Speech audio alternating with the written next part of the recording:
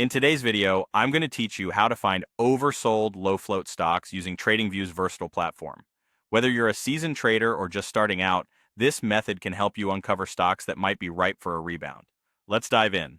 First off, you'll want to open the stock screener on TradingView. This is a powerful tool that allows you to sift through thousands of stocks based on the criteria you set. Simply navigate to the Screener tab within TradingView's interface, which is usually located at the bottom of your screen. It's your gateway to filtering stocks based on various financial and technical indicators. Next, we need to add a filter for low float size. Low float stocks, typically those with fewer than 10 million shares available for trading, can be particularly volatile but also offer significant potential for price movements. To add this filter, look for options like Filters or Add Filter within the stock screener. Once there, select Fundamentals to find the Share Structure or Float filter. Set this filter to less than 10 million inches shares. This will narrow down the pool of stocks to those with the float size you're targeting. Now let's apply an oversold indicator, specifically the Relative Strength Index or RSI. Adding a technical indicator like RSI helps identify stocks that are oversold, which usually signals potential for a bounce back.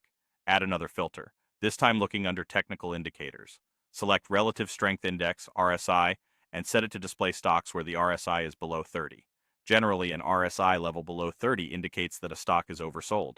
You can enhance this process further by tapping into TradingView's expansive community resources like custom scripts. Go to the Indicators section where you can explore and find community-built scanners. Look for scripts labeled as RSI Oversold Scanner or Oversold Screener. These scripts can automate the scanning process, providing more advanced filtering options.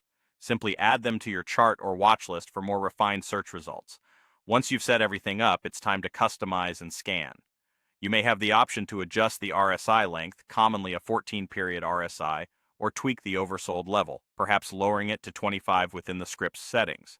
This customization allows the screener to better align with your personal trading strategy. After adjusting your settings, run the scan to generate a list of stocks meeting your specified criteria. You can then analyze each stock further. As you delve into this method, keep in mind some key considerations. Low float stocks are known for their volatility, so it's crucial to employ strict risk management. Always factor in broader market conditions or any company-specific news that might be influencing a stock's oversold status.